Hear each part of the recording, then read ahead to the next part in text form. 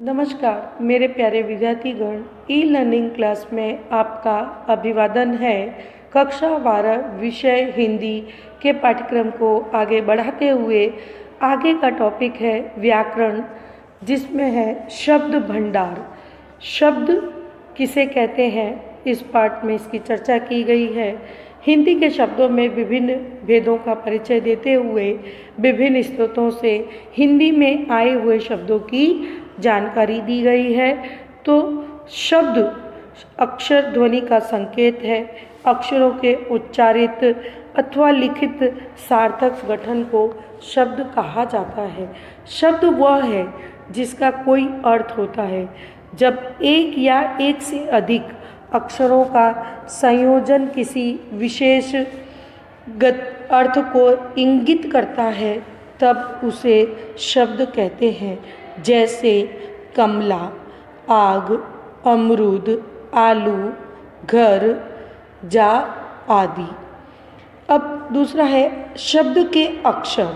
शब्द के अलग अलग अक्षरों का शब्द के अर्थ से कोई संबंध नहीं होता, लेकिन उसके यौगिक रूप का प्रतीकार्थ एक निश्चित अर्थ ग्रहण कर लेता है। जैसे कमल शब्द का अर्थ है एक विशेष प्रकार का फूल, लेकिन क प्लस म प्लस ल शब्द के अलग अलग रूपों को कमल से कोई संबंध नहीं है। हिंदी में आए हुए शब्द भाषा परिवर्तनशील होती है। संस्कृत भाषा के अनेक अर्थ शब्द पाली, प्राकृत तथा अपभ्रंश से होते हुए हिंदी में आए हैं। इनमें से कुछ शब्द यथावत हैं, कुछ विकृत हो गए हैं तथा कुछ शब्द बदल गए हैं। जो शब्द अपरिवर्तित रहते हैं वे तत्सम शब्द कहलाते हैं। परिवर्तित शब्द तद्भव कहलाते हैं। इनके अलावा हिंदी में कुछ देशज और कुछ विदेशी शब्द भी लिए गए हैं। अब हिंदी में प्रयुक्त शब्दों का वर्गीकरण कैसे हुआ है वो देख लेते हैं। हिंदी में प्रयुक्त शब्दों का वर्गीकरण शब्द के मूल स्रोत, विकास, अर्थ, रचना, व्युत्पत्ति तथा व्याकरण के आधार पर किया गया है। शब्द भेद मूल स्रोत एवं उद्गम के आधार पर शब्दों को तत्सम, तद्भव, अर्ध तत्सम, अनुकरणवाचक, देशज तथा विदेशज आदि भेदों में बांटा गया है। अब इनके भेद देख लेते हैं। तत्सम शब्द हिंदी शब्दों का मूल स्रोत संस्कृत है।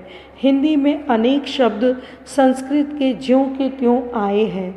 इन्हें तत्सम शब्द कहते हैं। इन शब्दों की संख्या लगभग 45% है। अधीन, अज्ञान, आश्रम, दुग्ध, प्राप्त, बंधु तथा बुद्धि आदि शब्द संस्कृत से हिंदी में आए हैं। अब है तद्भव शब्द। तद्भव शब्द भी संस्कृत से ही आया है, पर इनका प्रयोग कुछ परिवर्तन के साथ किया गया है। संस्कृत और प्राकृत से अनेक तद्भव शब्द हिंदी में आए हैं। अंधेरा, आधा, खीरा, खेत, सावन, धीरज, हाथी, दूध, बहु आदि तद्भव शब्द हैं। अर्ध तत्सम ये शब्द भी संस्कृत और प्राकृत से मामूली परिवर्तन के साथ हिंदी में प्रयुक्त होते हैं। इनका परिवर्तित रूप तत्सम शब्द की अपेक्षा कुछ कम होता है।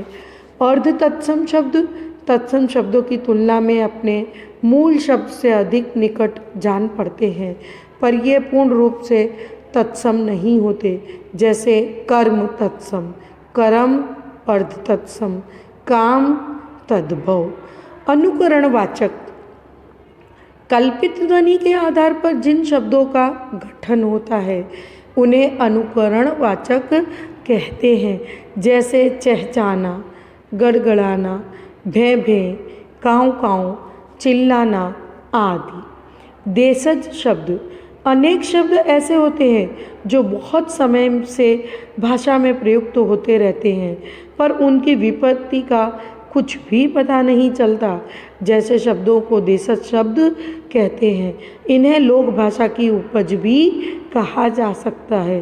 रोटी, रसिया, कटोरी, पगड़ी, लोटा, घपला, टट्टू, भुर्ता, पेड़, सोठा आदि ऐसे ही शब्द हैं।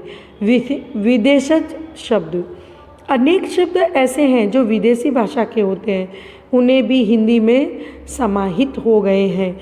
वे हिंदी ही के ही लगते हैं, इन्हें विदेशज शब्द कहते हैं। इनमें अरबी, फारसी, पश्तो, तुर्की तथा अंग्रेजी भाषा के शब्द होते हैं। जैसे अरबी भाषा में से आए शब्द अदालत, औरत, मुकदमा। फारसी शब्द से भाषा से आए शब्द आदमी, चाकू, दुकान।